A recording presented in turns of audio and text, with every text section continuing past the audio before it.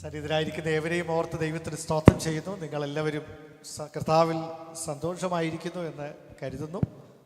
നമ്മൾക്ക് ദൈവസന്നിധിയിൽ ഒരുമിച്ച് കൂടാൻ ലഭിക്കുന്ന അവസരങ്ങൾ എത്ര വിശേഷതയുള്ളതാണ്. നമ്മൾ സമയത്തിൻ്റെ ക്ലിപ്തത പാലിക്കാൻ വീണ്ടും എല്ലാവരെയും സ്നേഹത്തോടെ ഓർമ്മിപ്പിക്കുന്നു.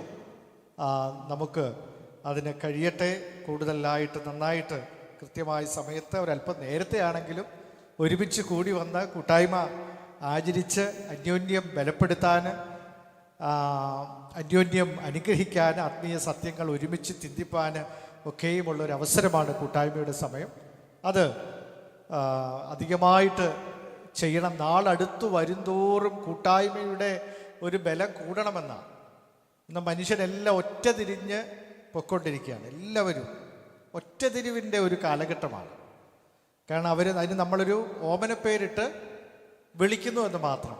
അപ്പോൾ ആ ഒറ്റതിരിവിൻ്റെ കാലഘട്ടത്തിൽ എല്ലാവരും സ്വാർത്ഥമായി ചിന്തിക്കുന്ന ഒരു കാലഘട്ടത്തിൽ കൂട്ടായ്മയുടെ ബലത്തിൽ വർദ്ധിക്കണം. നാളടുക്കും തോറും കൂട്ടായ്മയിൽ നമ്മൾ വർദ്ധിക്കണമെന്നാണ്. അപ്പോൾ ഒരുമിച്ച് ഒരാളോട് ഒരാൾ ചേർന്ന് കർത്താവിൽ ഒരാളെ എങ്കിലും ബലപ്പെടുത്തി അനുഗ്രഹിച്ച് ശക്തീകരിച്ച് അപ്പോൾ അന്യോന്യം ശക്തി പ്രാപിക്കാനായിട്ട് നമുക്ക് കഴിയുന്നത് അങ്ങനെയാണ് എന്ന് ദൈവസ്നേഹത്തിൽ ഓർമ്മിപ്പിക്കുന്നു.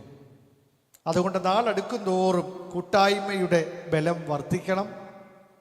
ഭവനത്തിലാണെങ്കിലും ആ ഒരു കൂട്ടായ്മയുടെ ബലത്തിൽ കുഞ്ഞുങ്ങൾക്ക് ആത്മീയമായ മൂല്യങ്ങൾ പകർന്നു കൊടുക്കാൻ അങ്ങനെ നമ്മൾ ഒരുമിച്ചിരിക്കുമ്പോഴാണ് നമ്മൾക്ക് കഴിയുന്നത്.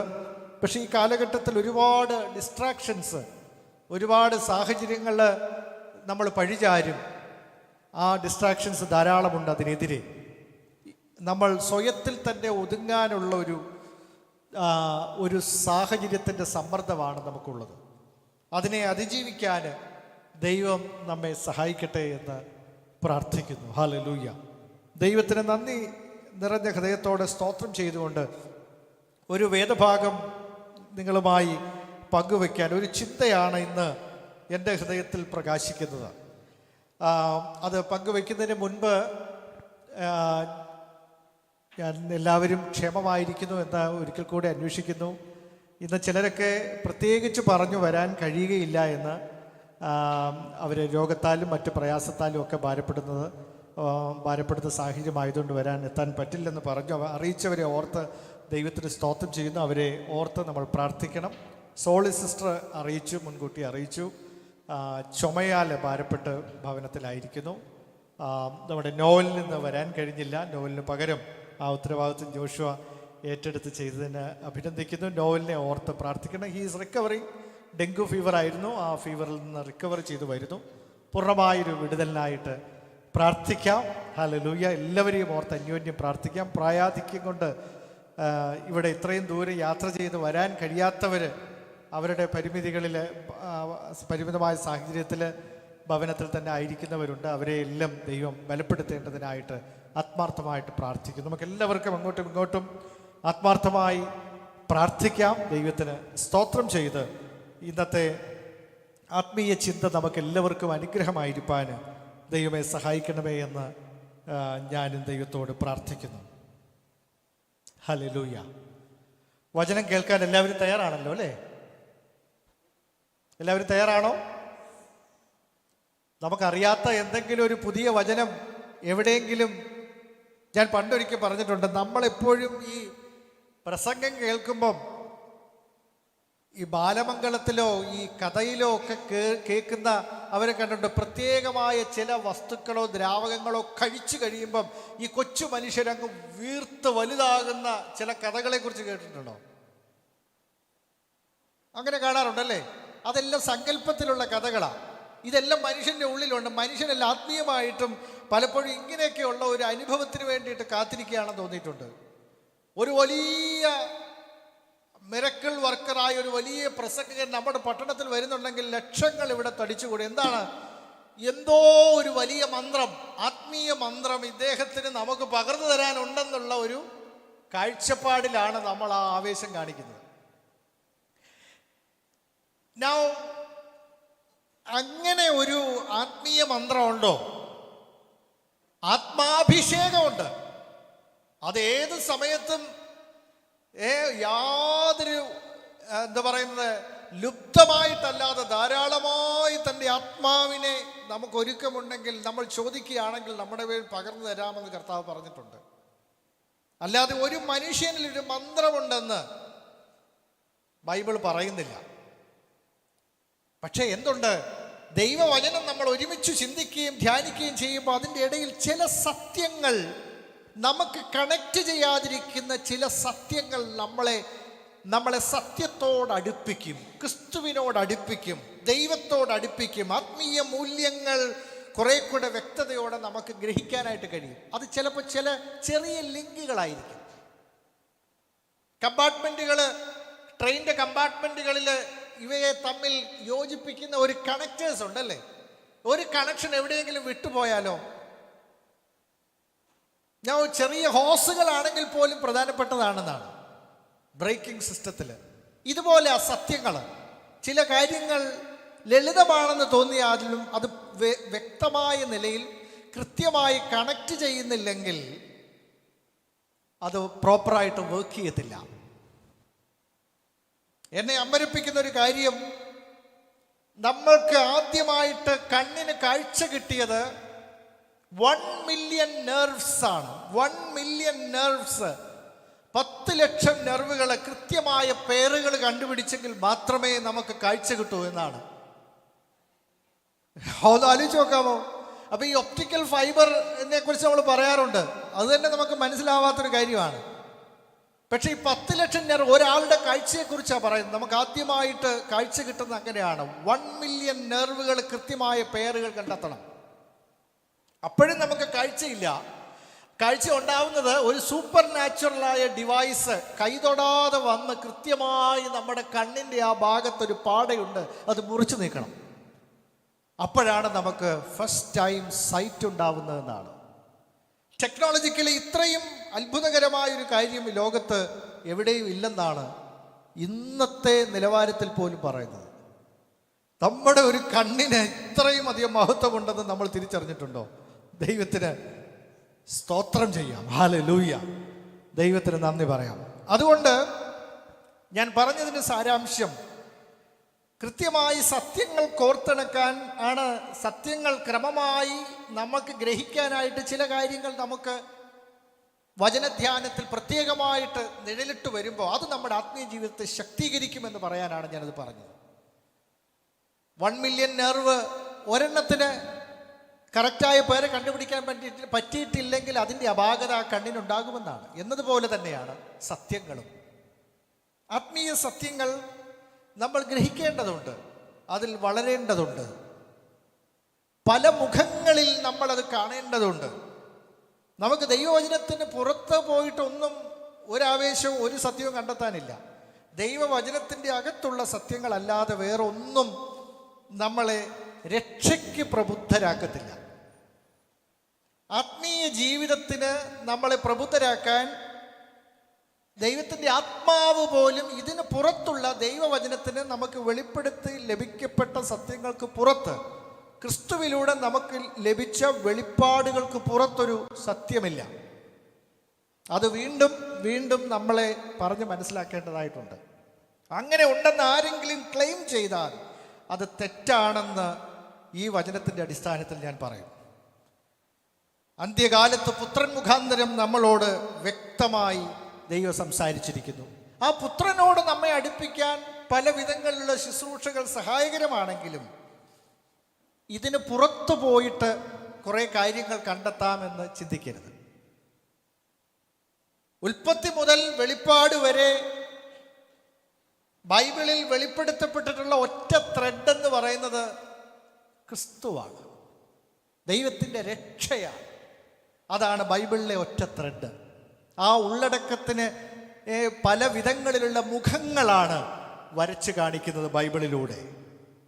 ഇത് നമുക്കറിയാവുന്ന കാര്യമാണെങ്കിലും വീണ്ടും നമ്മളെ ഓർമ്മപ്പെടുത്തേണ്ടതുണ്ട്. കാരണം നമ്മുടെ ചുറ്റും നമ്മളെ തെറ്റിക്കുന്ന ഒത്തിരി സാഹചര്യങ്ങളുണ്ടെന്ന് ഞാൻ വീണ്ടും വീണ്ടും ഓർമ്മിപ്പിക്കട്ടെ. ആത്മീയമായി ഉന്മേഷത്തോടെ ജീവിക്കാൻ ജീവിക്കുന്നതിന് തടസ്സം നിൽക്കുന്ന ഒരുപാട് സാഹചര്യങ്ങൾ നമ്മുടെ ചുറ്റും ഉണ്ടായിക്കൊണ്ടേയിരിക്കുന്നു.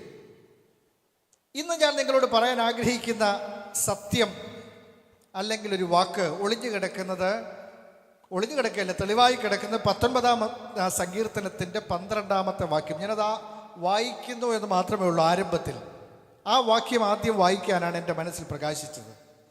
അതുകൊണ്ട് ആ ഭാഗം വായിക്കാൻ ഞാൻ നിങ്ങളെ ഓർമ്മിപ്പിക്കുന്നു. തൻ്റെ തെറ്റുകളെ ഗ്രഹിക്കുന്നവൻ ആർ? മറഞ്ഞിരിക്കുന്ന തെറ്റുകളെ പോക്കി എന്നെ മോചിക്കണമേ. ഇതൊരു ഭയങ്കര ചോദ്യമല്ലേ? തൻ്റെ തെറ്റുകളെ ഗ്രഹിക്കുന്നവൻ ആർ? അതാണ് എൻ്റെ ഇന്നത്തെ ചിന്തയ്ക്ക് ആധാരമായിട്ട് ഞാൻ ഉപയോഗിക്കുന്നത്. മനുഷ്യർക്കെല്ലാം തെറ്റുകൾ പറ്റുന്നവരാണ്. പിഴയ്ക്കാത്തതായി ആരെങ്കിലുമുണ്ടോ? പിഴയ്ക്കാത്തതായി, പിഴവ് വരാത്തതായി, എന്തിലെങ്കിലും പിഴയ്ക്കാത്തവരായി ആരെങ്കിലുമുണ്ടോ? ആരുമില്ല.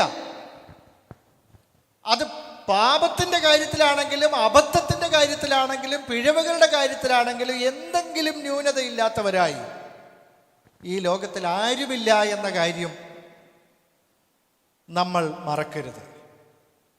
തൻ്റെ തെറ്റുകളെ ഗ്രഹിക്കുന്നവൻ ആർ എന്ന ഈ ചോദ്യം ഈ സങ്കീർത്തനം എഴുതിയ, ഈ സത്യം എഴുതിയ ആൾ ചോദിക്കുമ്പം യഹോവയുടെ ന്യായപ്രമാണത്തെ തികവുള്ളതാക്കി തീർത്ത് അവയാലുള്ള ശുദ്ധീകരണം പ്രാപിക്കുന്നതിനെ കുറിച്ച് പറഞ്ഞു വരുന്ന വഴിയിലാണ്, അതിൻ്റെ അവസാന ഭാഗത്താണ് ഈ വാക്യം വരുന്നത്.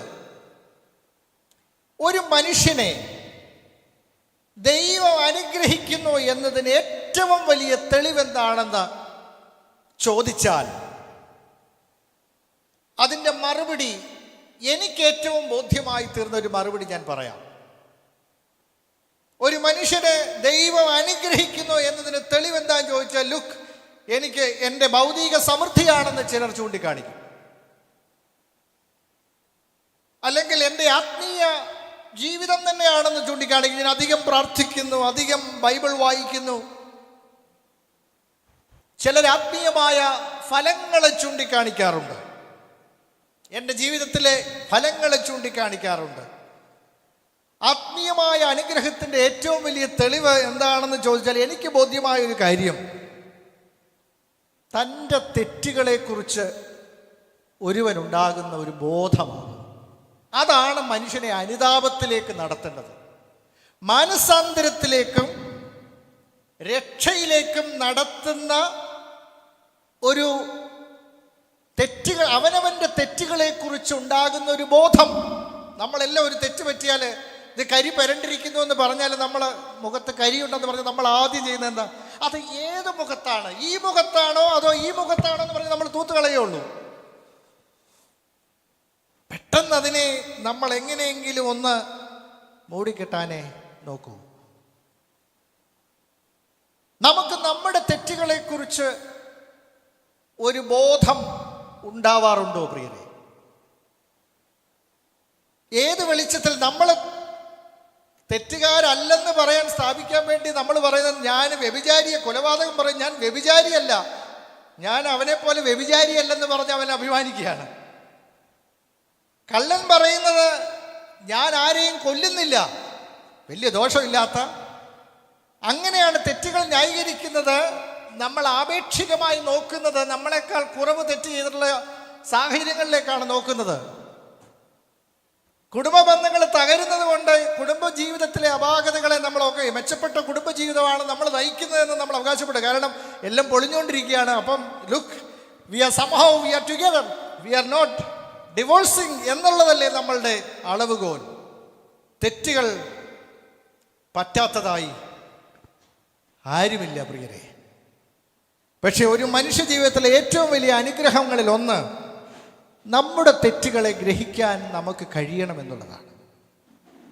തൻ്റെ തെറ്റുകളെ ഗ്രഹിക്കുന്നവൻ ആർ എന്നാണ്. ഇന്ന് പ്രഭാതത്തിൽ ഞാൻ എന്നോട് പറയാൻ ശ്രമിച്ച കാര്യങ്ങളാണ് ഇന്ന് നിങ്ങളോട് പറയുന്നത്. അതുകൊണ്ട് ഇത് നിങ്ങൾക്കുള്ള സന്ദേശമല്ല, ഇത് നമുക്കുള്ള സന്ദേശമാണ്. ബൈബിളിലെ ഒരു കാഴ്ചയാണ് ഞാൻ നിങ്ങൾക്ക് തരാനായിട്ട് പോകുന്നത്, അല്ലെങ്കിൽ നമുക്ക് തരാനായിട്ട് പോകുന്നത്. ഇതൊരു ഓർമ്മപ്പെടുത്തലാണ്. ഈ ഓർമ്മപ്പെടുത്തലിൽ ഞാൻ ആദ്യമായി പറഞ്ഞത്, ഒരുവനെ ദൈവം അനുഗ്രഹിക്കുന്നു എന്നുള്ളതിന് ഏറ്റവും വലിയ തെറ്റ്, എൻ്റെ തെറ്റ് എനിക്ക് ഗ്രഹിക്കാൻ കഴിയുകയും അത് ദൈവസന്നിധിയിലേക്ക് ദൈവത്തിൻ്റെ നീതിയും സത്യത്തിൻ്റെയും വെളിച്ചത്തിലാണ് ഇത് തെറ്റാണെന്നുള്ളൊരു ബോധം എനിക്കുണ്ടാവുന്നതും അവിടെ നിന്ന് ഞാൻ അനുദപിക്കുകയും അതിൽ നിന്ന് ദൈവത്തിൽ നിന്ന് പരിഹാരം പ്രാപിക്കുകയും ചെയ്യാൻ എനിക്ക് കഴിയണം. ഇതാണ് അതിൻ്റെ വഴി എന്ന് ആരംഭത്തിൽ പറഞ്ഞുകൊണ്ട് ഇന്നത്തെ ചിന്തകളിലേക്ക്, ചില സത്യങ്ങളിലേക്ക് വിരൽ ചൂണ്ടാൻ ഞാൻ ആഗ്രഹിക്കുന്നു. ഇതിലെല്ലാവർക്കും തെറ്റ് പറ്റുമെന്നുണ്ടെങ്കിലും ബൈബിൾ ഉടനീളം കാണിക്കുന്ന ഒരു കാര്യമുണ്ട്. ദൈവത്തിൻ്റെ കൃപ, മാനസാന്തരം, വീണ്ടെടുപ്പ്, ഇത് തെറ്റ് പറ്റുന്നത് പോലെ തന്നെ പ്രധാനപ്പെട്ട കാര്യമാണ് എന്ന കാര്യവും ബൈബിൾ കൃത്യമായി ചൂണ്ടിക്കാണിക്കുന്നു. നമ്മൾ തെറ്റുകളെക്കുറിച്ച് പറയുമ്പോൾ ആദ്യം നമ്മൾ ആദാം, നമ്മുടെ വല്യപ്പന്മാര്, ഏറ്റവും വലിയ വല്യപ്പനെയും വല്യമ്മയാണ് ഓർക്കുന്നത്. ആരോ ഇങ്ങനെ ഈ മണ്ണിൽ വെട്ടിക്കൊണ്ടിരുന്ന സമയത്ത് ഇങ്ങനെ പറയുമായിരുന്നു, എൻ്റെ ആദാമേ, എൻ്റെ ആദാമേ എന്ന് പറഞ്ഞിട്ടാണ് ഈ മണ്ണിൽ കഠിനമായിട്ട് ഇങ്ങനെ വേദന ജോലി ചെയ്യുന്ന സമയത്ത് ആദാമിനെ കുറ്റം പറഞ്ഞുകൊണ്ട് വെയിൽ കൊണ്ട് കഷ്ടപ്പെട്ട് മണ്ണ് കിളയ്ക്കുമ്പോൾ എൻ്റെ ആദാമേ, എൻ്റെ ആദാമേ. സത്യത്തിൽ ആദാം പാപം ചെയ്തില്ലായിരുന്നെങ്കിൽ ഈ ഭൂമിയിൽ ഇത്രയും കഠിനതകളോ കഷ്ടപ്പാടുകളോ ഒന്നും ഉണ്ടാവില്ലായിരുന്നു എന്നുള്ളത് വളരെ യാഥാർത്ഥ്യമല്ലേ? പക്ഷെ അപ്പോഴും നമ്മൾ എന്താ ചെയ്യുന്നത്? നമ്മൾ നമ്മുടെ തെറ്റുകളെ അല്ല കാണുന്നത്. ആദാം നിമിത്തം പാപം വന്നു എന്നുള്ളത് ശരിയാണ്. പക്ഷെ ഈ ആദാമിനെ പോലെ നമ്മൾ ഓരോ ദിവസവും നീതിയുടെ അതിർവരമ്പുകളെ ലംഘിക്കുന്നവരാണെന്ന് നമ്മൾ തിരിച്ചറിയുന്നില്ല. ആ തിരിച്ചറിവ് നമുക്കുണ്ടാകുന്നില്ല. പണ്ട് കൊച്ചു കുഞ്ഞുങ്ങളെ കളിപ്പിക്കാൻ വേണ്ടി മാതാപിതാക്കൾ എന്തോ ഒരു വികൃതി പൂച്ചയാണ്, ഏതോ ഒരു ജീവിയെ കൊട്ടക്കീഴിൽ മറച്ചു വെച്ചിട്ട്, ഒളിച്ചു വെച്ചിട്ട് മക്കളോട് പറഞ്ഞു, മോനെ ഇത് തുറക്കരുത്, ഞങ്ങൾ വെളിയിൽ പോയിട്ട് വരാമെന്ന്. അപ്പോൾ മാതാപിതാക്കൾ വെളിയിൽ പോയ സമയത്ത് ഇതിൻ്റെ ഉള്ളിൽ എന്താണെന്ന് അറിയാനുള്ളൊരു ജിജ്ഞാസ എപ്പോഴും ഈ കുഞ്ഞുങ്ങൾക്ക് ഉണ്ടായിരുന്നത് കൊണ്ട് അല്പം പൊക്കി നോക്കിയപ്പോൾ ഒരു ജീവിയായിരുന്നു, അതങ്ങ് ഇറങ്ങിപ്പോയി എന്നൊരു കഥ ഞാനിങ്ങനെ കേട്ടിട്ടുണ്ട്. തിരിച്ചു വന്നപ്പം ആ കുഞ്ഞനുസരിച്ചോ? ഇതുപോലെ തെറ്റ് ചെയ്യാനും തിന്മയ്ക്കായുള്ള വാസന, നമ്മൾ ആ ഒരു ക്യൂരിയോസിറ്റിയും ആകാംക്ഷയും എപ്പോഴും നമുക്ക് വളരെയധികമാണ്. പക്ഷെ നമ്മൾ മനസ്സിലാക്കേണ്ട ഒരു കാര്യം, തിന്മകൾക്ക് ദൂരവ്യാപകമായ ഫലങ്ങളുണ്ട്. നമ്മൾ ഏത് തെറ്റ് ചെയ്താലും അതിന് ഒരു ഇമ്മീഡിയറ്റായ ഒരു റിസൾട്ടുണ്ട്. അതിന് തുടർമാനമായി നമ്മുടെ ജീവിതത്തിൽ നിലനിൽക്കുന്ന ഒരു അനന്തര ഫലമുണ്ട്. ശരിയാണോ? ആദാം ഹവ്വ തിന്മ ചെയ്തു, തെറ്റ് ചെയ്തു എന്ന് പറയുമ്പോൾ അവർക്ക് മാത്രമല്ലേ ന്യായമായിട്ട് ചിന്തിക്കാവൂ? അവർക്ക് മാത്രം എന്ന ഒരു കാര്യം നമ്മൾ ചിന്തിക്കുന്നുണ്ട്. അവർക്ക് മാത്രം ഉണ്ടായ പോരെ എന്ന് പലരും ചോദിക്കാറുണ്ട്. പക്ഷെ നോ, ഏക മനുഷ്യനാൽ പാപം വന്നു, മരണം വന്നു. തിരിച്ച് നീതിയിലേക്കുള്ള വഴിയിലും ഏകന്റെ അനുസരണത്താൽ, അപ്പം ദൈവത്തിൻ്റെ രക്ഷാപദ്ധതിയും റിവേഴ്സ് ചെയ്യുന്നത് ഏക മനുഷ്യനായ ക്രിസ്തു, രണ്ടാം ആദാമായ, ഒടുക്കത്തെ ആദാമായ ക്രിസ്തുവിലൂടെ ദൈവം റിവേഴ്സ് ചെയ്യാനും അതേ മീൻസ് തന്നെയാണ് ഉപയോഗിക്കുന്നതെന്ന് നിങ്ങൾ ഗ്രഹിക്കുന്നത് നല്ലതായിരിക്കും. അപ്പൊ പാപത്തിന് ദൂരവ്യാപകമായ അനന്തര ഫലങ്ങളുണ്ട്. ഇപ്പൊ ഇവിടെ ആദാമും ഹവ്വയും പാപം ചെയ്തത് നിമിത്തം ഉണ്ടായ അനന്തര ഫലങ്ങൾ എന്തൊക്കെയാണ്? അത് നമുക്കറിയാം. അനന്തരഫലം എന്തൊക്കെയാണ്? ഇന്നും ഞാൻ സരസമായിട്ടാണെങ്കിലും പലരോട് പറയാറുണ്ട്, ഇന്നും ഈ പ്രസവത്തോടുള്ള ബന്ധത്തിൽ അതിൻ്റെ വേദനയും പ്രയാസങ്ങളും ആഘാതങ്ങളും അകറ്റാൻ വേണ്ടി മെഡിക്കൽ സയൻസ് ഒരുപാട്, എത്ര പെയിൻലെസ് ആണെന്ന് പറഞ്ഞാൽ പോലും അതിൻ്റെ വിഷമങ്ങൾ എത്ര മോഡേൺ ടെക്നോളജി കൊണ്ട് പോലും അകറ്റാൻ പറ്റത്തില്ല. പെയിൻ താൽക്കാലികമായിട്ട് നമുക്കുണ്ടാവാതിരിക്കാൻ അനസ്തറ്റിക് ആയിട്ടുള്ള മെഡിസിൻസോ അല്ലെങ്കിൽ അധിക പാർശ്വഫലങ്ങൾ കുറച്ചുകൊണ്ട് വരാമെന്നൊക്കെയുള്ളതല്ലാതെ അതിൻ്റെ ബുദ്ധിമുട്ടുകളും പ്രയാസങ്ങളും ചൈൽഡ് ബെയറിങ്ങും ആ സമയത്തുണ്ടാകുന്ന വിഷമങ്ങളും അല്ലെങ്കിൽ അതുമായിട്ട് ബന്ധപ്പെട്ടുണ്ടാകുന്ന പ്രയാസങ്ങൾ, ഇത് എവിടെ നിന്നുണ്ടായതാണ്? ജോലി സംബന്ധമായി ഇന്ന് മനുഷ്യർ AC റൂമിൽ ഇരിക്കുന്നതുകൊണ്ട് വേർക്കുന്നില്ലെന്ന് പറയും. പക്ഷേ ഇതിന് വേർക്കുന്നതിന് നമ്മൾ വിളിക്കുന്ന മറ്റൊരു പേരായിട്ട് എനിക്ക് സ്ട്രെസ്സിനെ കാണാൻ പറ്റൂ. ഇന്ന് വേർപ്പ് കുറഞ്ഞാൽ സ്ട്രെസ് കുറയുന്നുണ്ടോ? വിയർപ്പോടെ മാത്രമേ നമുക്ക് ഉപജീവനം കഴിക്കാൻ പറ്റൂ. വിയർപ്പിന് പകരം നമ്മൾ ഓമനപ്പേര് വിട്ട് വിളിക്കുന്ന മറ്റൊരു പേര് സ്ട്രെസ്സാണെന്ന് ഞാനങ്ങ് ചിന്തിക്കുക. ഈ കഠിനത കൂടിയോ കുറഞ്ഞോ? ഈ കഠിനത കൂടി, ഈ പ്രയാസങ്ങൾ കൂടി, ടെക്നോളജികളും സൗകര്യങ്ങളും ഒക്കെ കൂടിയെങ്കിലും നമുക്ക് സ്ട്രെസ്സുകൾ കൂടി. ഇത് ഭൂമിക്കേറ്റ ഒരു ശാപത്തിൻ്റെ അനന്തരഫലമാണ് എന്ന് പറയട്ടെ ഞാൻ. പാപം നിമിത്തം അന്ന് അവർ ചെയ്യുന്ന പാപവും ഇന്ന് മനുഷ്യവംശം മുഴുവനായി തുടർന്നുകൊണ്ടിരിക്കുന്ന തിന്മകളുടെ, ദൈവഹിതത്തിനെതിരെയുള്ള മത്സരങ്ങളുടെ അനന്തരഫലമാണ് സത്യത്തിൽ ഈ ഭൂമി കൊയ്യുന്നത്. നിഷേധിക്കാൻ കഴിയുമോ എന്ന് ഞാൻ ചോദിക്കട്ടെ. അന്ന് അവർ ചെയ്തു മാത്രമല്ല, കൊച്ചു കുഞ്ഞുങ്ങൾ കാണിച്ചതുപോലെ ഇന്ന് നമ്മളൊക്കെയും ദൈവത്തിൻ്റെ നീതിയുള്ള വിധികളെ അനുസരിക്കാതെ ഇരിക്കുന്നുണ്ട്. അതിൻ്റെ അനന്തരഫലങ്ങൾ കൊയ്യുന്നുണ്ട്. അപ്പൊ ലോകത്തിൽ അവർ ചെയ്ത പാപത്തിൻ്റെ അനന്തരഫലം നമ്മൾ കൊയ്യുന്നു. ഈ ലോകത്തിൽ നമ്മൾ ചെയ്യുന്ന ഏതെങ്കിലും ഒരു തിന്മകളുടെ പാപം മറ്റുള്ളവരും കൊയ്യുന്നു, അതിൻ്റെ അനന്തരഫലം മറ്റുള്ളവരും കൊയ്യുന്നുണ്ട്. ഇതിന് അന്യോന്യം സമ്മിശ്രമായി കിടക്കുകയാണ് അനന്തരഫലത്തിൻ്റെ കാര്യം. ഞാനിങ്ങനെ പറയാറുണ്ട്, ഭൂമി കുലുക്കം ഉണ്ടാവുന്നതിന് ഒരുപാട് കാരണങ്ങൾ ഈ ജിയോളജിസ്റ്റുകൾ പറയാറുണ്ട്. പക്ഷെ ബൈബിൾ പറയുന്നൊരു കാരണമുണ്ട്. എന്നതറിയാമോ? ഭൂമി കുലുക്കം ഉണ്ടാവുന്നതിൻ്റെ കാരണം മനുഷ്യൻ്റെ അകൃത്യങ്ങൾ വർദ്ധിക്കുമ്പം ഭൂമിക്ക് താങ്ങാൻ പറ്റാതാവുമെന്ന്. ആത്മീയമാണ് ഭൗതിക തലത്തിലുണ്ടാകുന്ന മാറ്റങ്ങൾക്ക് കാരണം. കാലാവസ്ഥ വ്യതിയാനത്തിന് കാരണം അന്വേഷിച്ചുകൊണ്ടിരിക്കുകയാണ്. The reason is not scientific reasons ഉണ്ടാവാം, ഗ്ലോബൽ വാർമിംഗ് ആണെന്ന് പറയാം. പക്ഷേ സ്പിരിച്വലി ബൈബിൾ പറയുന്നത് മനുഷ്യൻ്റെ തിന്മയുടെ ഗ്രാഫ് വർദ്ധിച്ചുകൊണ്ടേയിരിക്കുക. ലോകത്ത് വരുത്തുന്ന തെറ്റുകളുടെ ഗ്രാഫ് വർദ്ധിച്ചുകൊണ്ടേയിരിക്കുക. ഈ പട്ടണത്തിലെ ക്രൈം റേറ്റ് കഴിഞ്ഞ വർഷത്തെ ഈ വർഷത്തെ നിങ്ങളൊന്ന് ഗൂഗിൾ ചെയ്ത് നോക്കൂ. കഴിഞ്ഞ വർഷത്തേക്കാൾ എത്ര പെർസെൻറ്റേജ് വർദ്ധിച്ചു എന്ന് നോക്കിയാൽ അത് നമ്മളെ അമ്പരപ്പിക്കും. 10 വർഷം മുമ്പ് കൊച്ചി പട്ടണത്തിൻ്റെ ക്രൈം റേറ്റും ഇന്നത്തെ ക്രൈം റേറ്റും നമുക്ക് ഗൂഗിൾ ചെയ്താൽ കിട്ടും. സമഗ്രമല്ലെങ്കിൽ പോലും ഗ്രാഫ് നോക്കിയാൽ അത് വളരെ കൂടുതലായിരിക്കും.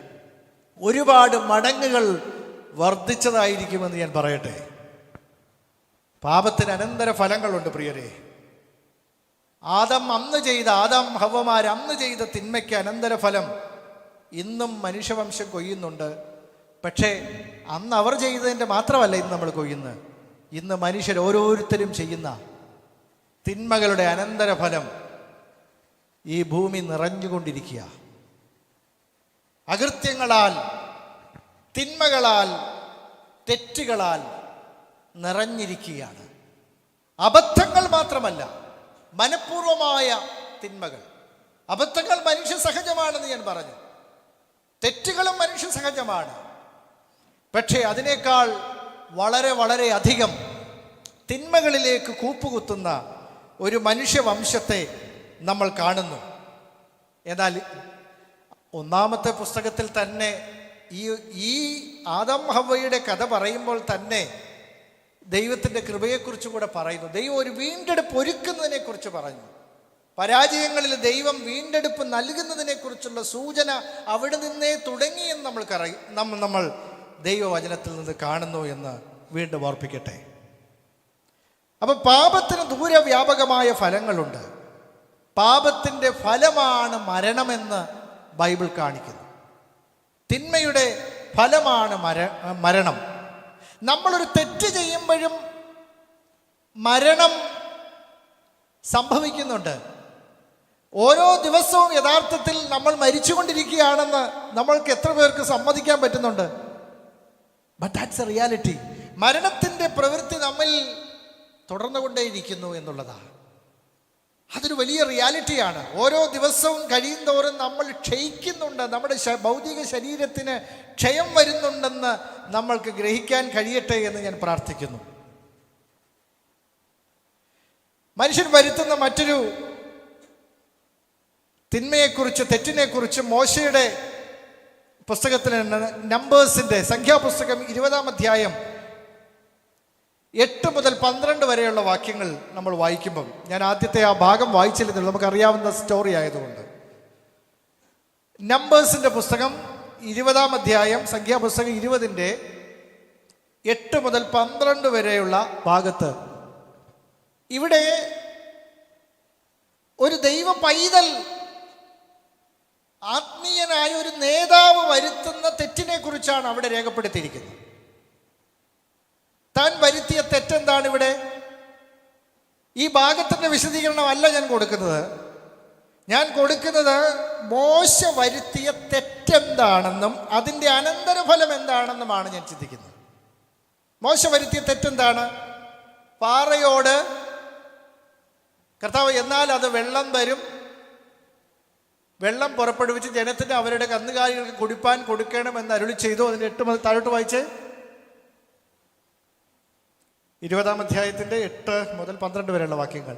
തന്നോട് കൽപ്പിച്ചതുപോലെ മോശ യഹോവയുടെ സന്നിധിയിൽ നിന്ന് വടിയെടുത്തു.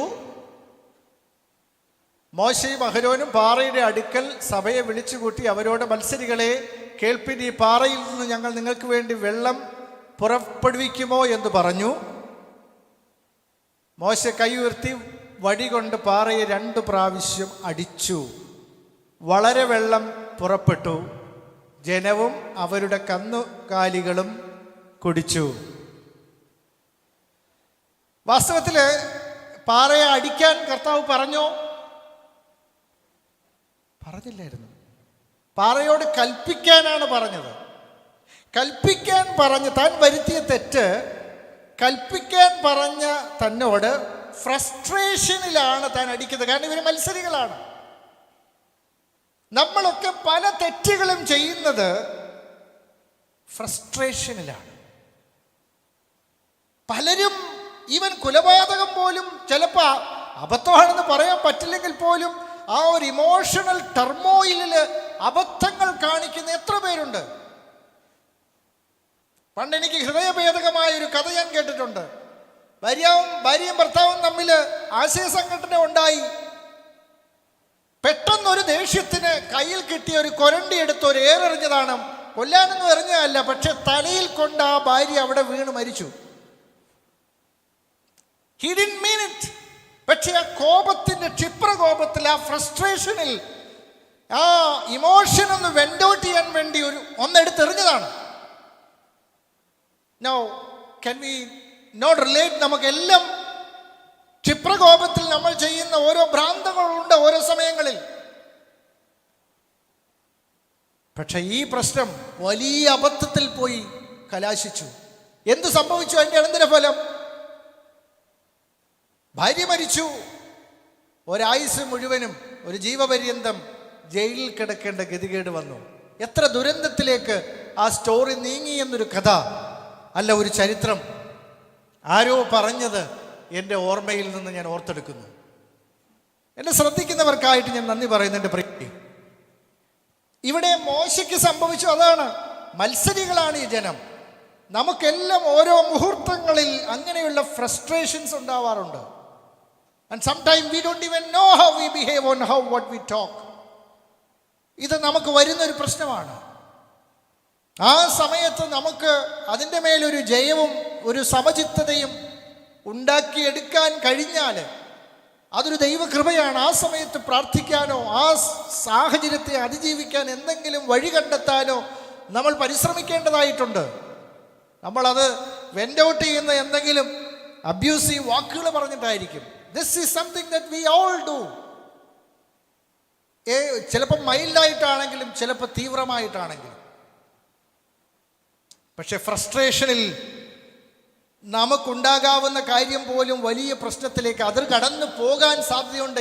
നമ്മൾ ചിന്തിക്കുന്ന അതിർവരമ്പുകളെ ഭേദിപ്പിച്ച് അപ്പുറത്ത് കൊണ്ടുപോകാൻ ഡെവിളിന് എബിലിറ്റി ഉണ്ടെന്ന് ഞാൻ പറയട്ടെ. നമ്മൾ ചിന്തിക്കും നമ്മൾ ഇത്രേ പോകുള്ളൂ എന്ന്, പക്ഷെ അതിൻ്റെ അപ്പുറം നമ്മൾ പോയിരിക്കും. അതാണ് ഈവിളിൻ്റെ ശക്തി എന്നുള്ളത്. തിന്മയുടെ ശക്തി അതാണ്. തിന്മയുടെ ഗ്രാവിറ്റി അതാണ്. നമ്മൾ ചിന്തിക്കുന്ന വരമ്പുകളെ അത് ഭേദിച്ചപ്പുറത്ത് നമ്മൾ കൊണ്ടുപോയിരിക്കും. അതുകൊണ്ട് ഫ്രസ്ട്രേറ്റിംഗ് മൂമെന്റുകളെ ദൈവകൃപയോടെ കൈകാര്യം ചെയ്യാൻ നമ്മൾ പ്രാർത്ഥിക്കേണ്ടതായിട്ടുണ്ടെന്ന് വീണ്ടും നമ്മെ ഓർമ്മിപ്പിക്കട്ടെ. ഇവിടെ ദൈവവേദലാണ് മോശെ നല്ല സൗമ്യനായ വ്യക്തി എന്ന് ദൈവം തന്നെ ടെസ്റ്റിഫൈ ചെയ്ത, സാക്ഷ്യപ്പെടുത്തിയ, ക്യാരക്ടർ സർട്ടിഫിക്കറ്റ് ദൈവം കൊടുത്ത മനുഷ്യനാണ് ശരിക്കും മോസസ്, അല്ലേ? പക്ഷെ തൻ്റെ ആങ്കറിൽ താൻ പാറയെ അടിച്ചു എന്നാണ് ഇവിടെ. ദിസ് ഈസ് സോ ഹ്യൂമൻ, അല്ലേ? ഹ്യൂമെയിനാണ്.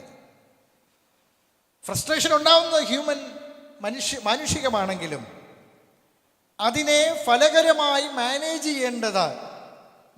ചെയ്യാനുള്ള വഴികൾ നമ്മൾ കണ്ടെത്തണമെന്ന് ഞാൻ വീണ്ടും ഓർമ്മിപ്പിക്കട്ടെ. എന്താണ് താൻ ഈ ചെയ്ത പ്രശ്നം നിമിത്തം താൻ ഉണ്ടായ അനന്തരഫലം എന്താണ്? വ്യാഖ്യാനമല്ല, ഈ ഭാഗത്തെ അല്ല ഞാൻ വിശദീകരിക്കുന്നത്. എന്താ അതിൻ്റെ അനന്തരഫലം? എന്താ സംഭവിച്ചത്? നമ്പർ 1, വാഗ്ദത്ത ദേശത്ത് തനിക്ക് പ്രവേശിക്കാൻ കഴിഞ്ഞില്ല. Again, it was an earthly promised land ആയിരുന്നു ഇസ്രായേൽ മക്കൾക്ക്. അങ്ങോട്ട് നയിച്ചുകൊണ്ട് പോകാൻ വേണ്ടി ദൈവം ഉപയോഗിച്ച ഈജിപ്തിൽ നിന്ന് പുറപ്പെടുവിച്ച് മരുഭൂമിയിലൂടെ ഈ വാഗ്ദത്ത ഭൂമിയുടെ അറ്റം വരെ എത്തിക്കാൻ തൻ്റെ ലീഡർഷിപ്പ് തന്നെയാണ് ദൈവം ഉപയോഗിച്ചത്. പക്ഷേ തനിക്ക് പ്രവേശിക്കാൻ കഴിയാത്തതിൻ്റെ കാരണം ഡയറക്റ്റായിട്ട് ആട്രിബ്യൂട്ട് ചെയ്യുന്നത് ഈ ഫ്രസ്ട്രേഷനിൽ താൻ ചെയ്ത ഈ തെറ്റ് നിമിത്തമാണ്. ഈ ഭാഗം നമ്മളെ പഠിപ്പിക്കുന്ന മഹത്തായ മറ്റൊരു കാര്യം, അപ്പം പാപത്തിന്, തിന്മയ്ക്ക്, തെറ്റുകൾക്ക് അനന്തരഫലമുണ്ട് എന്നതാണ് അതിന് കാണിക്കുന്നത്. എന്തെങ്കിലുമൊക്കെ നഷ്ടം നമുക്ക് വരുമെന്നാണ്. അത് ആത്മീയമായി നേതൃത്വത്തിൽ നിൽക്കുന്നവരാണെങ്കിലും അത് സംഭവിക്കുമെന്നാണ്. This can happen to me or anybody. Even there could be a great leader like Moses. മോശയെ പോലെ അത്രയും വലിയൊരു നേതാവ്, ഇത്രയും ഡിഫിക്കൽട്ടായ ഒരു ജനതയെ നയിച്ചുകൊണ്ട് പോകാൻ കഴിയുന്ന, ഒരു രാജ്യം ഭരിക്കുന്നതിനേക്കാൾ, എൻ്റെ ഒരു സുഹൃത്തുണ്ട്, അദ്ദേഹം ഇങ്ങനെ തമാശയായിട്ട് പറയാറുണ്ട്, ഒരു സംസ്ഥാനം ഭരിക്കുന്നതിനെക്കാട്ട് വിഷമമാണ് ചിലപ്പോൾ ഒരു കുടുംബം ഭരിക്കാനെന്ന് തമാശയായിട്ട് അദ്ദേഹം പറയാറുണ്ട്. പക്ഷെ അദ്ദേഹം പറഞ്ഞതിൽ എന്തോ കാര്യമുണ്ടെന്ന് ചിലപ്പോൾ എനിക്ക് തോന്നാറുണ്ട്. That is true. Sometime we feel that. Sometime we feel that the other one is easier. പക്ഷേ നമുക്ക് ഇതിൻ്റെ മേലൊരു ഗ്രിപ്പ് വേണം. നേതാക്കൾക്കും തെറ്റ് വരുത്താൻ കഴിയും എന്നതാണ് ഈ ഭാഗം നമ്മളെ കാണിക്കുന്നത്. പക്ഷെ അപ്പോൾ തന്നെ ദൈവത്തിൻ്റെ കൃപയുടെ ഒരു മാഹാത്മ്യം അവിടെ കാണിക്കുന്നുണ്ട്. കൃപ വാഴുന്നു എന്നാണ്. കൃപയ്ക്ക് നമ്മളെ രൂപാന്തരപ്പെടുത്താൻ കഴിയുമെന്നുള്ളതാണ്. ദൈവാശ്രയത്താലും അനുസരണത്താലും നമുക്ക് അതിജീവിക്കാൻ കഴിയുമെന്നുള്ള ദൈവത്തിൻ്റെ പ്രവൃത്തി നമ്മുടെ പരാജയങ്ങളിൽ അവസാനിക്കുന്നില്ല എന്നുകൂടെ കാണിക്കുന്നുണ്ട്. അപ്പം നമുക്ക് ഈ സത്യത്തെ സമഗ്രമായി കാണാനും നമ്മുടെ ജീവിതത്തിൻ്റെ ആ വീഴ്ചകളെ തിരിച്ചറിഞ്ഞ് അതിനെ അതിജീവിക്കാൻ ആശ്രയത്താലും അനുസരണത്താലും അതിനെ രൂപാന്തരപ്പെടുത്തി എടുക്കാൻ നമുക്ക് കഴിയുമെന്നതിൻ്റെ കൂടെ സൂചനയാണ് ഈ ജീവിതം കാണിക്കുന്നത്. ഇങ്ങനെ പച്ചയായ ജീവിത യാഥാർത്ഥ്യങ്ങൾ ബൈബിളിൽ കാണിക്കുമ്പം എത്ര മനോഹരമാണ് നമ്മുടെ ജീവിതത്തെ വിലയിരുത്താൻ. എൻ്റെ പ്രിയരെ, മോശയുടെ ജീവിതത്തിലൂടെ എനിക്ക് പറയാനുള്ളത്, നമ്മുടെ ഫ്രസ്ട്രേഷനിൽ നമ്മൾ ദൈവത്തിൻ്റെ അതിർവരമ്പുകളെ ഭേദിക്കരുത്. നമ്മൾ ചിന്തിച്ചിട്ടില്ലെങ്കിൽ പോലും ചിലപ്പോൾ ദാറ്റ് ക്യാൻ ഹാപ്പൻ, അത് സംഭവിക്കും. ഒരു ചെറിയ മരക്കഷ്ണം എടുത്തെറിഞ്ഞ ആ ഭർത്താവിനെ ഓർക്കണമെന്ന് ഞാൻ നിങ്ങളെ ദൈവസ്നേഹത്തിൽ പ്രബോധിപ്പിക്കുകയാണ്. ഏത് തെറ്റുകൾക്കും അനന്തരഫലമുണ്ട്. തൻ്റെ തെറ്റുകൾക്കും അങ്ങനെ ഒരു നഷ്ടം വന്നു. ആത്യന്തികമായ നഷ്ടം നമുക്ക് ആർക്കും ഭവിക്കരുത്. ദൈവത്തിന് നന്ദി പറഞ്ഞുകൊണ്ട് മറ്റൊരു തെറ്റിനെ ചൂണ്ടിക്കാണിക്കാൻ ഞാൻ വീണ്ടും ദാവീദിൻ്റെയും ബത്ശേബയുടെയും ചരിത്രത്തിലേക്ക് നിങ്ങളെ ക്ഷണിക്കുകയാണ്. ഇവിടെയും കഥ നമുക്കറിയാം. ഈ താൻ വരുത്തിയ 2 ശമൂവേലിന്റെ പുസ്തകം 11-ാം അധ്യായത്തിലാണ് നമ്മൾ ആ ഭാഗം വായിക്കേണ്ടത്. നമുക്കതറിയാം. താൻ ഇവിടെ ഈ തിന്മ ചെയ്തു. ഏത് തിന്മ? വ്യഭിചാരം എന്ന തിന്മ ചെയ്തു, അഡൾട്ടറി എന്ന തിന്മ ചെയ്തു. അതിനോടൊപ്പം ഊരിയാവിൻ്റെ, അത് മറയ്ക്കാൻ വേണ്ടി ഊരിയാവിൻ്റെ കൊലപാതകം ചെയ്തു. അല്ല, കൊലപാതകം ആസൂത്രണം ചെയ്തു. താൻ ഡയറക്റ്റായിട്ട് ചെയ്തില്ല. ഊരിയാവിൻ്റെ കൊലപാതകം ആസൂത്രണം ചെയ്തു. തൻ്റെ തെറ്റുകളെ, ആദ്യം ചോദിച്ച ചോദ്യം എന്താ? തൻ്റെ തെറ്റുകളെ ഗ്രഹിക്കുന്നവൻ ആർ എന്ന ചോദ്യമാണ്. താൻ ഈ തെറ്റ് ചെയ്തു, താൻ രാജാവാണ്. ഏത് തെറ്റും തിന്മയും മറയ്ക്കാനുള്ള സാഹചര്യവും സാധ്യതയും പവറും മണിയും എല്ലാം ഉണ്ട്. പക്ഷെ ദൈവത്തിൻ്റെ നീതിയുള്ള വിധികൾക്ക് മുമ്പിൽ നോക്കുമ്പോഴാണ് നമ്മുടെ സാഹചര്യവും പത്രാസവും ഒന്നുമല്ല ഒരു തെറ്റിനെ തെറ്റാക്കുന്നത് അല്ലെങ്കിൽ ശരിയാക്കുന്നത്.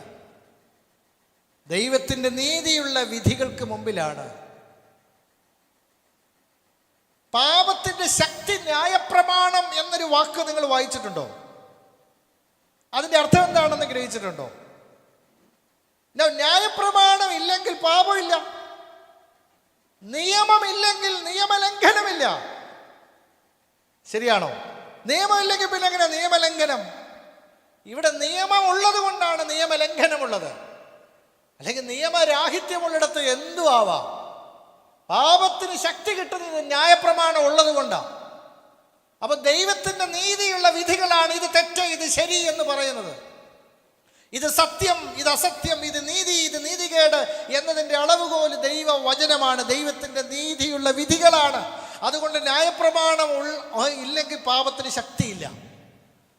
പാപം പാപമാണെന്ന് പറയണമെങ്കിൽ ദൈവത്തിൻ്റെ ന്യായപ്രമാണം വേണം.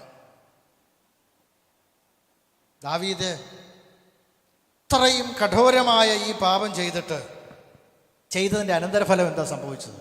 ഞാൻ ആ ഭാഗം വിശദീകരിക്കുന്ന ആ വിധത്തിലാണ്. നാം ആ തെറ്റുകളിലേക്കാണ് കാണുന്നത്. അതിന് അനന്തരഫലമുണ്ട് പ്രിയരെ. അനന്തരഫലം എന്താണ്?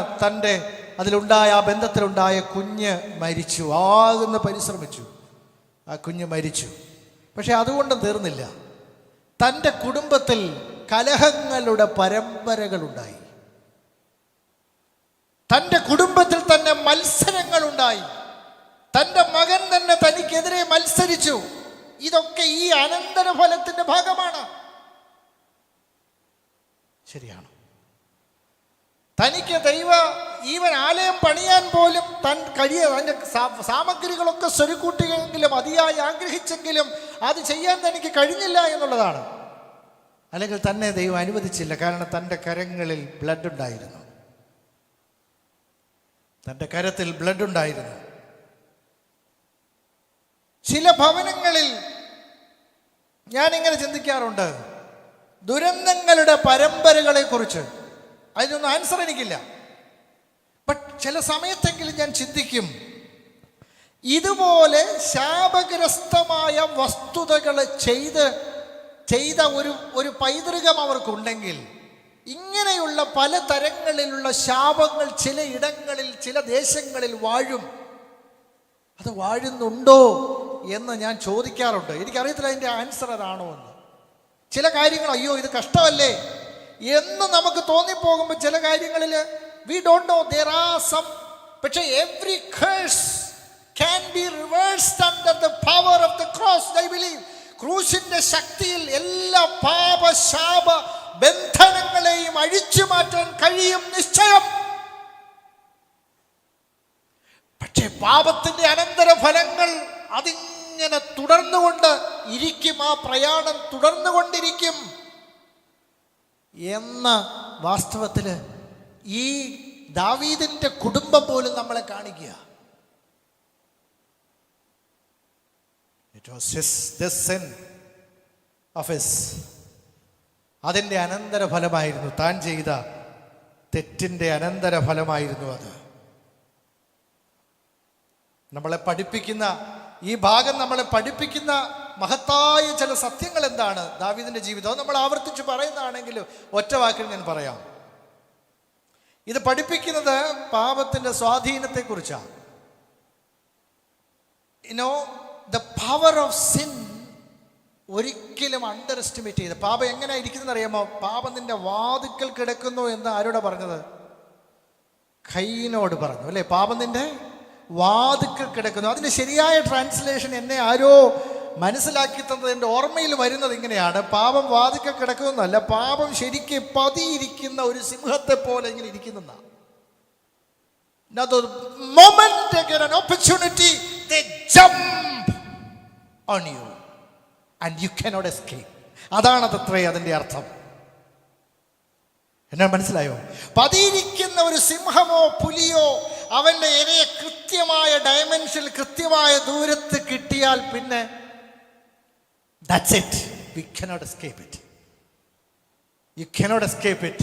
അത്ര കൃത്യതയോടെ നമ്മുടെ മേൽ ചാടി വീഴുമെന്നാണ്. പാപത്തിന്റെ ആ ഒരു സ്വാധീനം, അതിന് നമ്മളെ ഓവർ പവർ ചെയ്യാനുള്ള കഴിവ് അത്രയ്ക്കും ഭീകരമാണ് എന്നതാണ് ആ വാക്കിന്റെ അർത്ഥമെന്ന് എന്നെ ആരോ പറഞ്ഞ് മനസ്സിലാക്കി തന്നത് ഓർമ്മയിലേക്ക് വന്നത് ഞാൻ പറഞ്ഞു എന്ന് മാത്രമേ ഉള്ളൂ. അതാണ് ശരിക്കും ദാവീദിന്റെ ഈ ഒരു താൻ വരുത്തിയ ഈ തെറ്റിൽ നിന്ന് നമുക്ക് മനസ്സിലാക്കുന്ന ഒരു പ്രധാനപ്പെട്ട കാര്യം. Praise the Lord. അതോടൊപ്പം തന്നെ നമ്മൾ മനസ്സിലാക്കുന്നത്, ഞാൻ പ്രൈസ് ദി ലോർഡ് പറഞ്ഞത് തനിക്കുണ്ടായ ആഴമേറിയ അനുതാപ നിമിത്തമാണ്. ഒരു രാജാവിൻ്റെ മുഖത്ത് നോക്കി നാഥാൻ പറയാൻ ഒരിക്കലും ധൈര്യപ്പെടാത്ത കാര്യമാണ് പറഞ്ഞെന്നൊക്കെ നമുക്കറിയാം അല്ലേ? തൻ്റെ തെറ്റിനെ ചൂണ്ടിക്കാണിക്കണം. കഴിഞ്ഞ ദിവസം പ്രഭാതത്തിൽ ഇങ്ങനെ ഞങ്ങൾ മോർണിംഗ് ഡിവോഷൻ്റെ സമയത്ത് ഈ ഒരു കാര്യം വന്നപ്പോൾ നാഥാൻ പ്രവാചകനെ കുറിച്ച് ഇങ്ങനെ ഒരു കാര്യം ഓർമ്മപ്പെടുത്തി. ഇന്ന് നാഥാൻ വേണോ? ഇന്ന് നാഥാൻ ചൂണ്ടിക്കാണിച്ചാൽ അത് വിഷമമാണ്, അത് നമുക്ക് അവരോട് പ്രയാസമാകും. നമ്മുടെ ഒരു തെറ്റ് ചൂണ്ടിക്കാണിക്കുന്നവരോട് നമുക്ക് പ്രയാസമാണ്. That's so human. ആ ഒരു ഹ്യൂമിലിറ്റി നമുക്ക് ദൈവം തരാൻ നമുക്ക് പ്രാർത്ഥിക്കണം. പക്ഷെ നമ്മുടെ നന്മയ്ക്കായി നമ്മൾ നമ്മുടെ കുഞ്ഞുങ്ങളുടെ ആണെങ്കിലും തെറ്റ് സ്നേഹത്തോടെ ചൂണ്ടിക്കാണിക്കണം. അതാണ് ദൈവവചനം പറയുന്നത്. നമ്മൾ നാഥാൻ ആരാണ്? നാഥാന്റെ സ്ഥാനത്ത് ഇന്ന് നിൽക്കുന്ന ആരാണെന്നറിയാമോ? I believe it's a holy spirit. പാപത്തെക്കുറിച്ച്, നീതിയെക്കുറിച്ച്, ന്യായവിധിയെക്കുറിച്ച് ബോധം വരുത്തുന്ന ആരാണ്? The spirit of God. അപ്പൊ ദൈവത്തിന്റെ നാഥാന്റെ ശുശ്രൂഷ ഇന്ന് ആത്മാവ് ഏറ്റെടുത്ത് നമ്മെ ഓരോരുത്തരെയും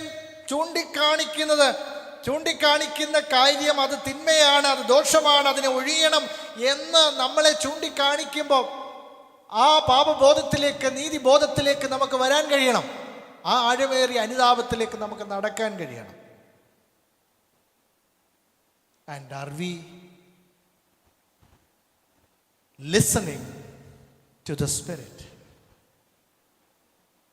അങ്ങനെ ഒരു നീതിബോധം, സത്യബോധം നമ്മിൽ ഇന്ന് ജനിക്കുന്നുണ്ടോ എന്ന ചോദ്യം നമ്മുടെ മുമ്പിൽ വയ്ക്കുകയാണ്. ആ ബോധം പാപക്ഷമയിലേക്ക്, വീണ്ടെടുപ്പിലേക്ക്, പരിഹാരത്തിലേക്ക്, ക്ഷമയിലേക്ക്, കൃപയിലേക്ക് നമ്മളെ അടുപ്പിക്കുകയാണ്. ദാവീദിൻ്റെ ഈ ഒരു സ്റ്റോറി നമ്മളെ ഇന്ന് നമ്മളോട് സംസാരിക്കുന്ന ഏറ്റവും വലിയ സത്യങ്ങളിൽ ഒന്ന്, ദൈവകൃപയുടെ, ഇന്ന് നമ്മൾ ആ ഭാഗം പാടി, ഇന്ന് ആ പാട്ടിൽ ആ വരികളിൽ വന്നു. അത് ദൈവകൃപ എന്ന് പറയുന്നത് is greater than our sins. നമ്മുടെ തിന്മകളും നമ്മൾ വരുത്തുന്ന പിഴവുകളും തെറ്റുകളേക്കാൾ വലുതാണ് ദൈവത്തിൻ്റെ കൃപ എന്നൊരു കാര്യം. ഈ ഭാഗം ഞാൻ ഇന്ന് ധ്യാനിച്ചപ്പോൾ എൻ്റെ മനസ്സിലേക്ക് വന്നൊരു കാര്യം, പാപത്തിൻ്റെ ഭീകരത ഒരിക്കലും കുറച്ച് കാണരുത്. അതിനെ ഞാൻ കാണുന്നത് തീ പിടിച്ചാൽ ഉണ്ടാകുന്ന അപകടമാണ്. തീ അങ്ങ് ആളി പടർന്നാൽ പിന്നെ അതിനെ എന്ത് ചെയ്യാൻ പറ്റും? അത്ര ഭീകരമല്ലേ തീയ്? പക്ഷെ തീ എത്ര ഭീകരമാണെങ്കിലും അതിനെ വെള്ളം കൊണ്ട് അണയ്ക്കാം, അല്ലേ?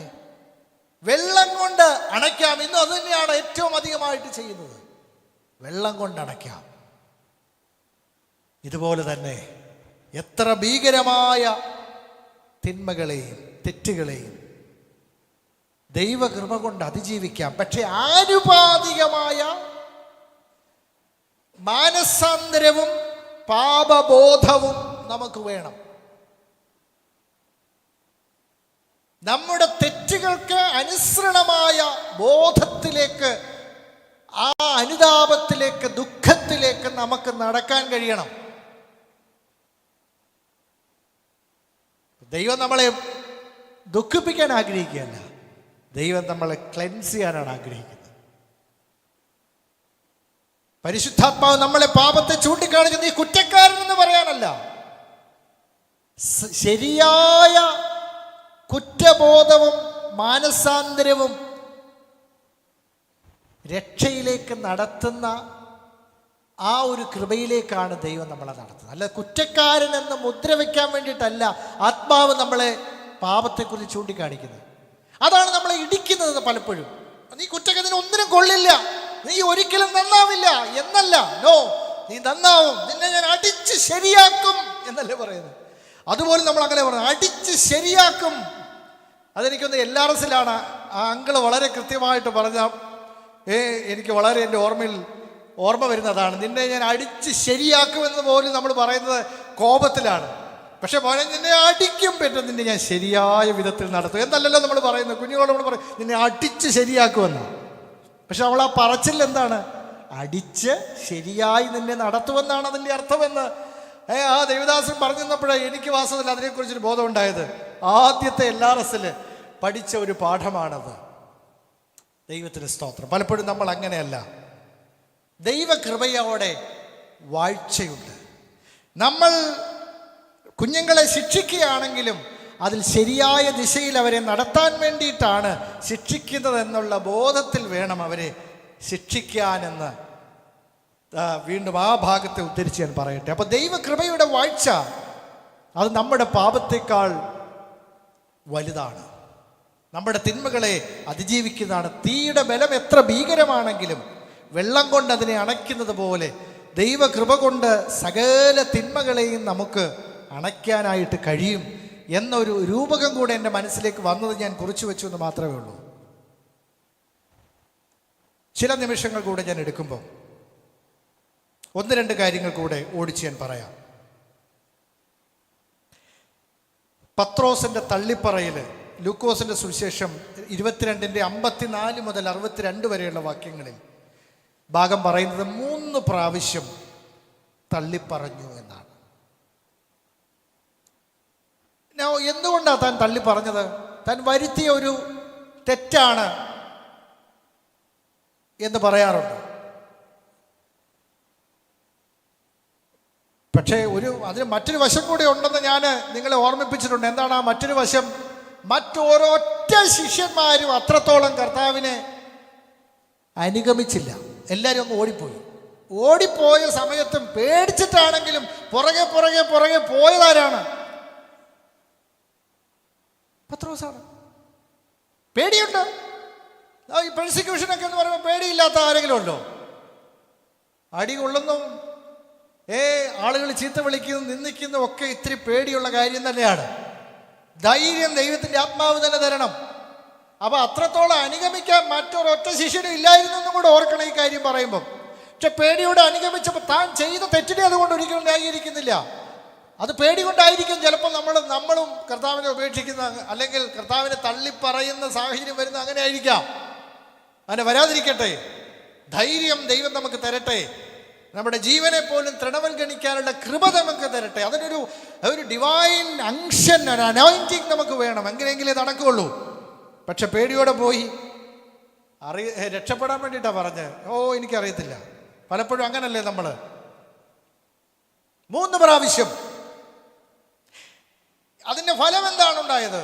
അതാണ് ആ ഭാഗത്തിൻ്റെ വിശദീകരണം. ഫലം എന്താ? അതിൻ്റെ ഫലമാണ്, അതിൻ്റെ അനന്തരഫലമായിട്ട് തൻ്റെ ജീവിതത്തിൽ അവിടെ എഴുതിയിരിക്കുന്നൊരു വാക്ക് വളരെ ശ്രദ്ധേയമാണ്. ഞാൻ മുമ്പേ പറഞ്ഞതുപോലെ പാപത്തിൻ്റെ ആഘാതം എത്രയാണോ അതിനാനുപാതികമായിട്ട് നമ്മൾ മാനസാന്തരപ്പെടാനും ദൈവസന്നിധിയിൽ ദുഃഖിക്കാനുമുള്ള കൃപയാണ് നമുക്ക് വേണ്ടതെന്ന്. ഇവിടെ ഹി വെപ്റ്റ് ബിറ്റർലി എന്നൊരു വാക്കാണ് രേഖപ്പെടുത്തിയിരിക്കുന്നത്.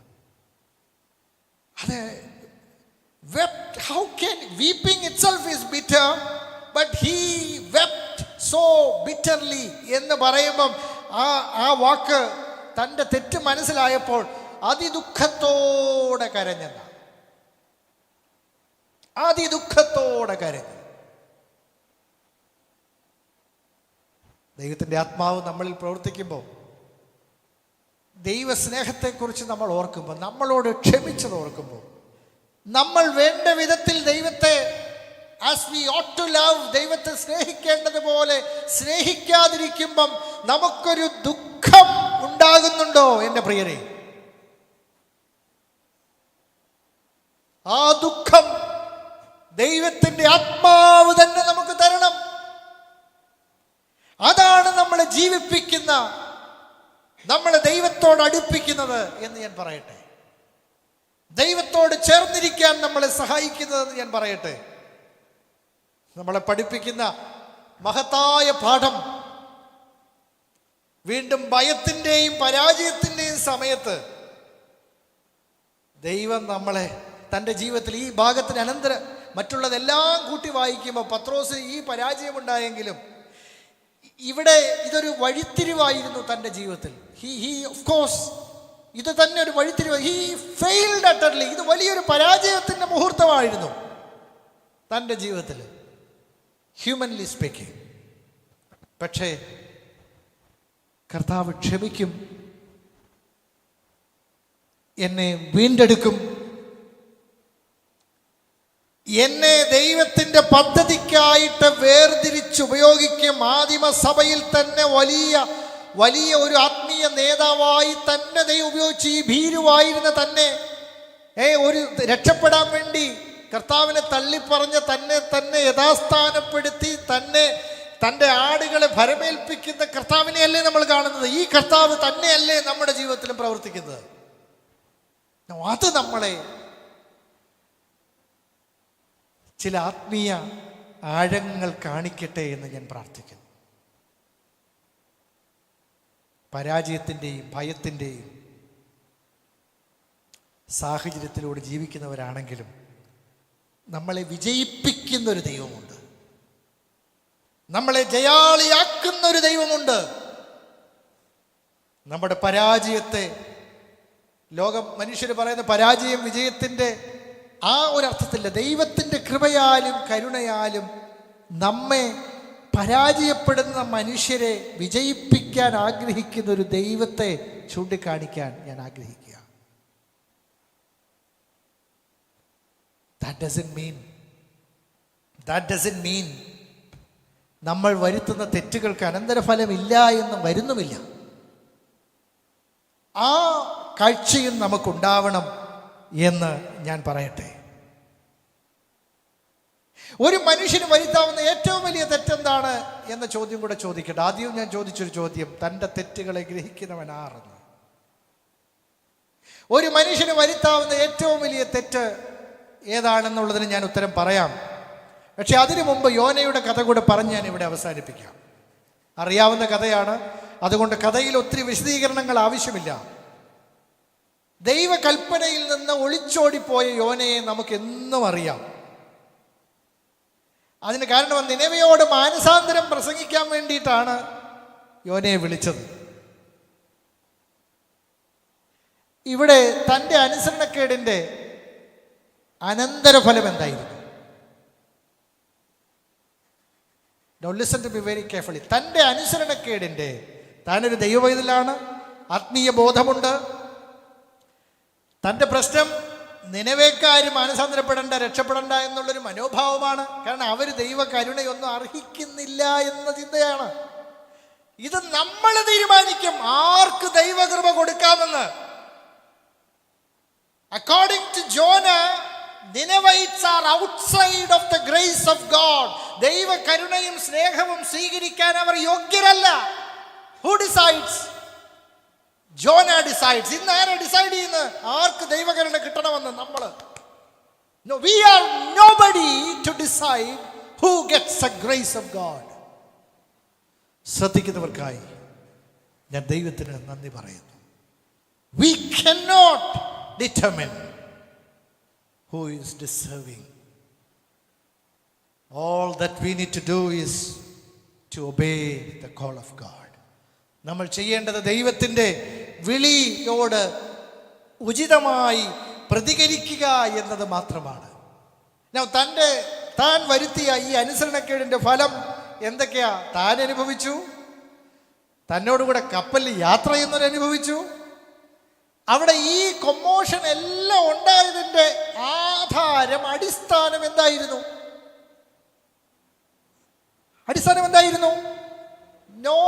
യോനയുടെ അനുസരണക്കേടായിരുന്നു. അപ്പൊ യോന സമം ഇന്ന് ദൈവത്തിന്റെ നാമം വിളിച്ചപേക്ഷിക്കുന്ന ദൈവജനത്തിന്റെ അനുസരണക്കേട് നിമിത്തം നമ്മുടെ പട്ടണം, നമ്മുടെ ദേശം സഫർ ചെയ്യുന്നു എന്ന് പറഞ്ഞാൽ അത് തെറ്റാകുമോ? ചെയ്യേണ്ടതായി വരും എന്ന് പറഞ്ഞാൽ അത് തെറ്റാകുമോ? That's my question.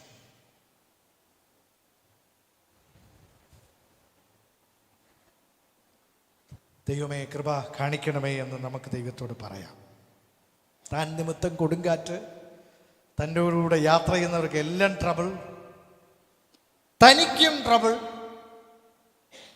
ട്രബിൾസമായ ഒരു പ്രയാസമുണ്ടായി. മീൻ തന്നെ വിഴുങ്ങി. ഈ കഥകളെല്ലാം നമുക്കറിയാം എൻ്റെ പ്രിയരെ. നാം നിമിത്തം, നമ്മുടെ അനുസരണക്കേട് നിമിത്തം ചിലപ്പോൾ നമ്മുടെ വീട്ടിലുള്ളവരും നമ്മുടെ നാട്ടിലുള്ളവരും ഒക്കെ ചില സമയത്ത് പ്രയാസത്തിലൂടെ കടന്നു പോകും എന്ന കാര്യം യോനയുടെ ജീവിതം പഠിപ്പിക്കുന്നുണ്ടോ ഇല്ലയോ എന്ന് നിങ്ങൾ ചിന്തിക്കുക. ഇതെൻ്റെ മനസ്സിലൂടെ വന്നൊരു കാര്യമാണ്. നമ്മളെ പഠിപ്പിക്കുന്നൊരു കാര്യം ഞാൻ ആദ്യം പറഞ്ഞതുപോലെ, ഒരിക്കലും ഇന്ന ആള് ദൈവകൃപ പ്രാപിക്കാൻ യോഗ്യനല്ല, ഇന്ന ദേശം, ഇന്ന പട്ടണം അതിന് യോഗ്യരല്ല എന്ന് നമ്മൾ പറയരുത്. നമ്മുടെ ജീവിതം കൊണ്ട് നമ്മൾ അനുസരണവും കരുണയും എങ്ങനെ കാണിക്കണമെന്ന് പഠിക്കണം. നമ്മൾ യോന പഠിക്കേണ്ടതായിട്ട് വന്നു എങ്ങനെ അനുസരിക്കണമെന്ന്.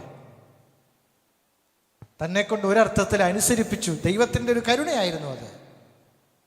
ചില കാര്യങ്ങൾ ദൈവം ചെയ്യുന്നത് അത് തന്നോടുള്ള സ്നേഹം നിമിത്തമാണ്, നമ്മളുള്ള സ്വാതന്ത്ര്യ നിമിത്തമാണ്.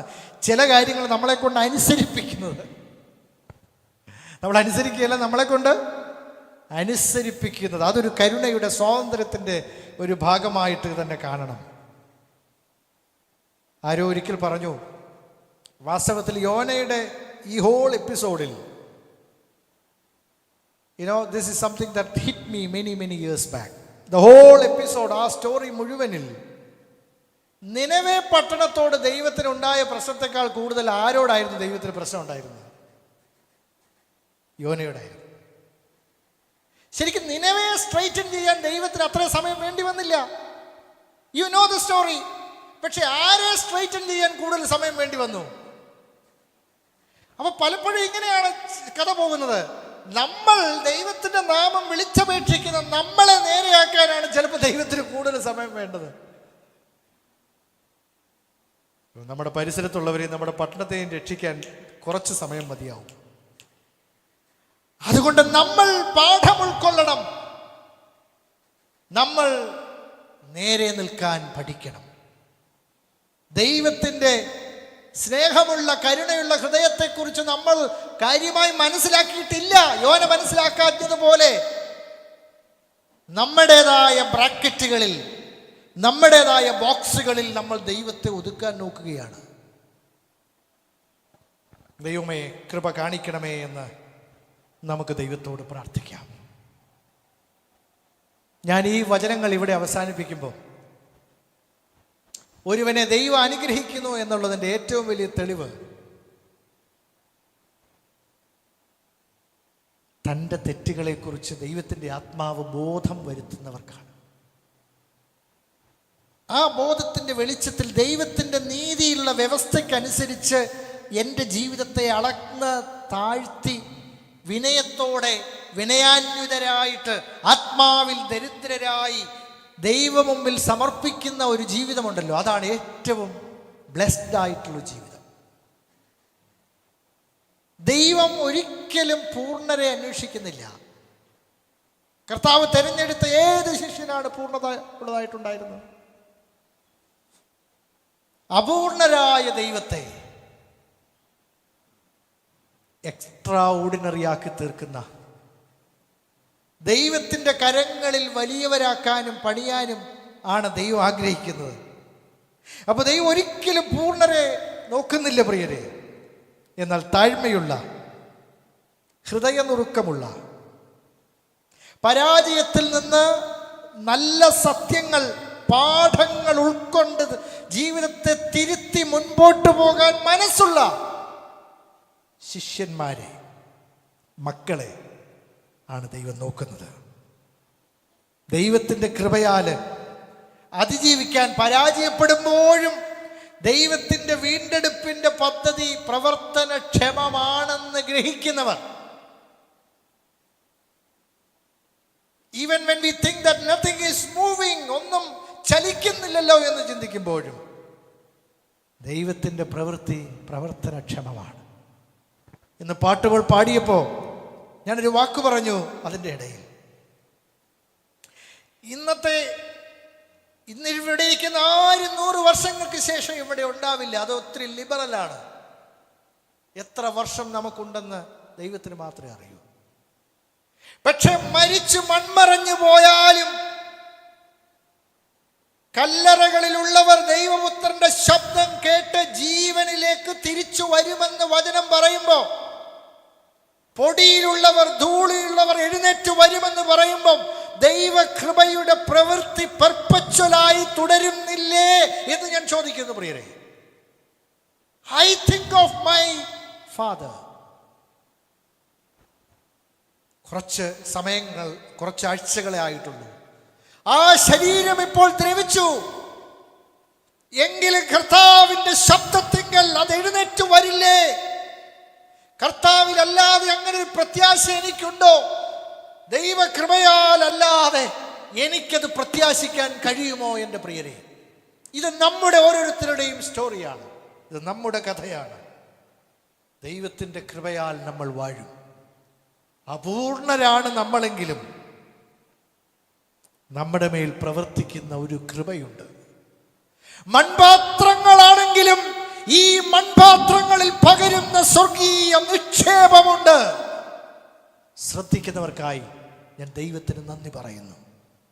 ഇത് ക്രാക്കാവുന്ന മൺപാത്രമാണെങ്കിലും ഇൻഫിനിറ്റ്ലി വാല്യുബിൾ ആയ ഒരു നിക്ഷേപം ദൈവം നമ്മൾ നടത്തിയിട്ടുണ്ട്. ആ കൃപയെ ഓർത്ത് ദൈവത്തിന് സ്തോത്രം ചെയ്ത് നമ്മൾ അപൂർണരാണെങ്കിലും പൂർണ്ണതയുള്ള ദൈവത്തിൽ ആശ്രയിച്ചുകൊണ്ട് അനുതാപത്തോടെ, നുറുക്കത്തോടെ, കണ്ണീരോടെ, താഴ്മയോടെ, ദൈവാശ്രയത്തോടെ ജീവിതം തുടരാൻ നമുക്ക് കഴിയണം. ഞാൻ ലീഡ് ചെയ്ത പ്രസ്ഥാനത്തിൽ എന്നോട് എൻ്റെ പ്രിയപ്പെട്ടവരോട് പറയുന്നൊരു കാര്യമുണ്ടായിരുന്നു. Making mistake is not a mistake. But not learning from the mistake is a mistake. നമ്മൾ ചരിത്രത്തിൽ ഒത്തിരി അബദ്ധങ്ങളും പൊട്ടത്തരങ്ങളും, മനുഷ്യ ചരിത്രത്തിൽ തന്നെ എത്രയോ ഭീകരമായ തെറ്റുകൾ വരുത്തിയിട്ടുണ്ട്. തെറ്റുകളിൽ നിന്ന് പാഠങ്ങൾ ഉൾക്കൊണ്ട് തിരുത്തി, ഒരല്പമെങ്കിലും തിരുത്തി, ഒരല്പം ഡിഗ്രിയെങ്കിലും മാറ്റം വരുത്താൻ നമുക്ക് കഴിയുന്നുണ്ടോ എന്നുള്ളതാണ്. Is God changing us? ദൈവം നമ്മളെ രൂപാന്തരപ്പെടുത്തുന്നുണ്ടോ, അതോ നമ്മുടെ ഹൃദയ കാഠിന്യത്തിൽ നമ്മൾ തുടരുകയാണോ?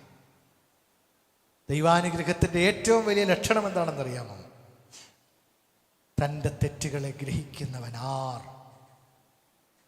ആ ഗ്രഹണം നമുക്കുണ്ടെങ്കിൽ നമുക്ക് അനുതപിക്കാനും കണ്ണീര് പൊഴിക്കാനും പ്രയാസമില്ല. ദൈവത്തിങ്കിലേക്ക് ഓടിച്ചെന്ന് അഭയം പ്രാപിക്കാൻ പ്രയാസമുണ്ടാവില്ല. ഒരു മനുഷ്യന് വരുത്താവുന്ന ഏറ്റവും വലിയ തെറ്റെന്താണെന്നറിയാമോ? ഞാനതും പറഞ്ഞു, എന്നതിന് മറുപടി പറഞ്ഞില്ല. അത് കയീൻ ചെയ്ത തെറ്റാണ്. ദൈവത്തിൻ്റെ സന്നിധി വിട്ട് പുറപ്പെട്ടു പോയി എന്ന്, ഒരിക്കലും മടങ്ങി വരാതെ അവൻ പുറപ്പെട്ടു പോയി എന്ന തെറ്റാണ്. യോന പുറപ്പെട്ടു പോയെങ്കിലും അവൻ മടങ്ങി വന്നു. പക്ഷേ കയീൻ വരുത്തിയ തെറ്റെന്താണ്? അവൻ ഒരിക്കലും മടങ്ങി വരാതെ പുറപ്പെട്ടു പോയി എന്നൊരു പ്രയോഗം അവിടെയുണ്ട്. That is a mistake that we can make.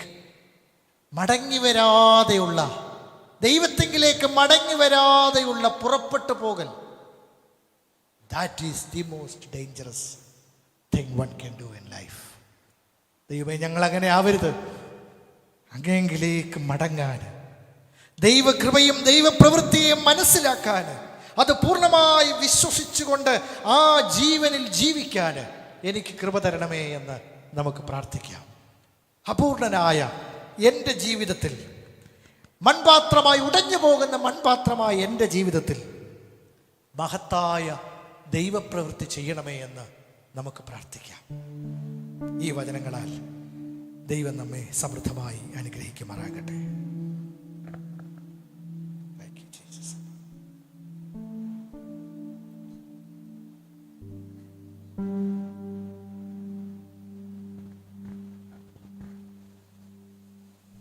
Hallelujah.